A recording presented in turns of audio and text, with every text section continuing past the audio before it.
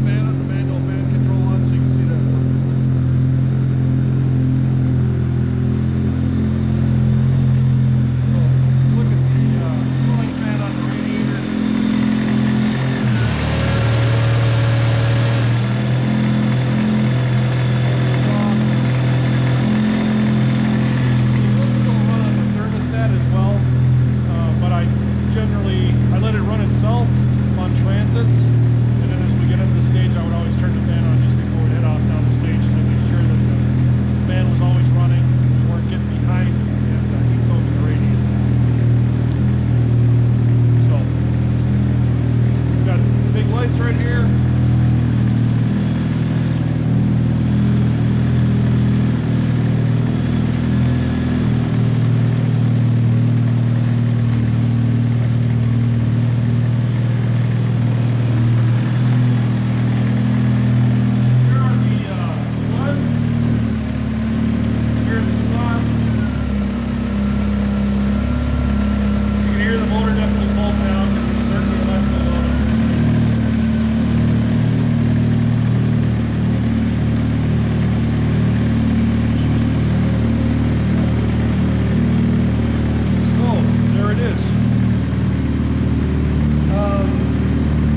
Like I said, the car's been extremely reliable for us. We've had no really any major mechanical issues whatsoever. No DNFs on mechanicals. As it starts to warm up, we can hear it picking up the revs a little bit as well. So, very, very reliable car. We've been through 12 events with it. The previous order been through 12 as well.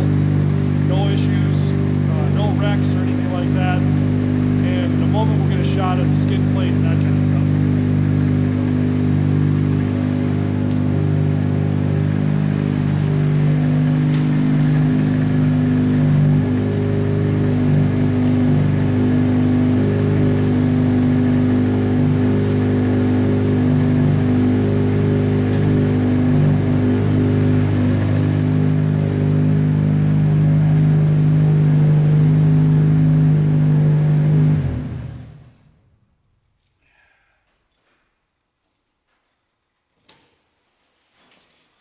Okay,